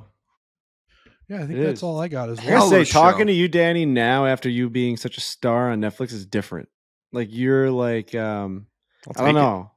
Yeah, it's just couldn't different. believe Like, when you you're walked just- through the door at Fitz's house on Saturday night of the PGA Championship. You're just more I was like, legit. wow. Like, you're just more like, not that you weren't before, but like that's pretty fucking big to be that involved in that Netflix show. If you know what I mean, like that's pretty cool. Really cool. And I'm dedicated to the Foreplay podcast. We're taking this thing awesome. crazy, baby. Let's do it. Get as much Foreplay merch as you can for when you shoot. Yeah, no, I was talking about Riggs about this. I shot all those interviews before I signed, so there will definitely be stool and stars all over that thing next year. On your forehead. Have you for these interviews. seen like a crazy uptick in your social media, like following and people searching your name? Definitely more followers on Instagram and on Twitter, but it was more in person. It was just like I couldn't walk 20 feet. Obviously, it was the show's hot right now. We were at a golf course, but I couldn't really walk like very far without people being like, "Love the show, dude! You're great in the show, Dan, D-Rap, Barstool." Oh, so we love it. The Netflix effect is very. I mean, 265 million households. So that's how many bigger than subscribers. anything any of us have done by a measure of. That's how you many can't even subscribers they have, and think about how many people Crazy. share their logins. So it's Aren't big. they cracking down on that? Are they cracking down on that? I saw that they're going to try to. Yeah, It's probably a good idea. Your good. tweets go, man. Your tweets do fucking numbers. They've always done it, but that's on a Big medium time. where tweets don't really go. Like a lot of people, they'll just tweet and it'll get like 500 likes, especially with news stuff, like sports news stuff. But yours, I always look at them. I'm like, those are fucking humming. yeah, things are good. Boys are buzzing. Good. I love Quick it. I love it. suck Dan's dick segment. I'll I mean, take being it. on a Netflix show is pretty fucking dope. None of us have that, And credential in our not. back pocket. Prominently in it. Went to a place called Ruby Rosa in the city. Great. Dave had reviewed it back in the day, and I think we took for a while, pizza. so I got to have a chip. I can't Yeah. talk about food. We I know I got to eat after this too. We did a review back in the day, and I Best think I chips in may the have game, had a right? slice with him. I can't remember, but it was like a takeout, and I kind of figured that it was just a pizzeria. Then I fucking went for dinner the other night. Hard to get like a reservation. Vibe in there is It's a insane. spot. Bro, that pizza is out of control. Really good. Really good pizza. Do you I see mean, the it's not pizza like I it's- posted last night? Yeah, was that from Pi Salvatore's? No, it's from it's I just saw called, that Pizzeria? pizza. it's just called the Pizzeria of Pizzeria Iceland. in Bayshore. Yes. Dude, that place is legit too. Good as it look. Yes, dude. They it was sausage and pepperoni, but they drizzled hot honey on it. Hot honey. And that is a win. That's a win when you put it on pizza. It wasn't like crazy spicy. It wasn't. You don't even really notice the spiciness of it. Mhm. But there's that little bit of sweet when you're eating the. We do that the on the Detroit savory- pizza at Borelli's. That little hot honey on the pepperoni and the regatta. Oh, it's so good. It's so good. So shout Speaking out of to those Borelli's, guys. I got a little fucking. I mean, I don't know if I even can talk about it yet, but we're working on something with Borelli's in the Long Beach area. For anyone that lives in the Long Beach area, we might be bringing a Borelli's to that area, the West End. So that's Is this the coming first up. announcement? Yeah, it's not really an announcement yet. I'm going to start talking about it a little bit more, but I just thought I'd give a little tease out there. And Very it's a whole exciting new stuff. It's really a little bit of exciting. tease. A whole new pizza. My cousin who did the Detroit style pizza, he's taken over this whole new way of making pizza. We went to Ruby Rosa as a scout to see what kind of pizza we want to make. And You expense that shit? Did you expense it? no, I didn't, because we had a lot of wine. You get a and- little business expense. I was with Axelrod, my boy I think I might be going Axelrod, to who those financials. A went little with closer. Axelrod. So and- you get a little fucking. we- So you get a Borelli's expense on that. Oh, dude. no, Oh, no, Borelli's. no. Right off.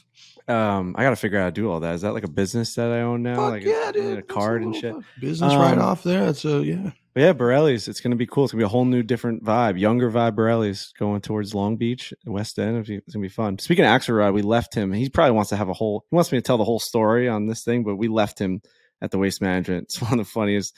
I fucking forgot about him, and I just left this. I left the 16th hole. I just fucking left, and he sat. I told him to wait right there, and then like 25 minutes went by. He called me. He's like, "Where are you?" I was like, "Dude, I'm almost at the car. I just forgot about you."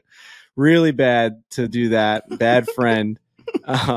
Basically, we were sitting with him on the 16th hole. Josh Isner had the whole entire setup. We were super excited the whole day, drinking, lots of drinks. Dave's there, Sylvana's there, Brian's there.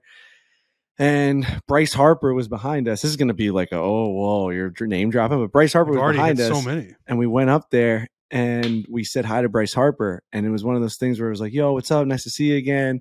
And we're talking. And then and Brian didn't come up with us. Axelrod, my buddy Brian Axelrod. He didn't come up with us to go say hi to Bryce Harper. And then we were just victims of the tournament just ending while we were talking to Bryce. So it was kind of like a talk and walk as the crowd was funneling out. And I'm just obviously in another world with one of the best baseball players of all time or of this generation. You're just like, I'm looking at him like, it's fucking Bryce Harper. We're walking and I'm just forgetting that I had a guy that was with me that's still at the seat. He said he was like denying people from sitting next to him. They're like, oh, these seats open? He's like, yeah, they're coming back.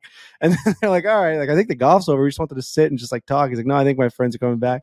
25 minutes later, he calls. He's like, where are you? I'm like, bro, we are outside the fan shop. We're about to go to the car. I was like, you got to meet us there. He's like, dude, there's like 400,000 people in between us.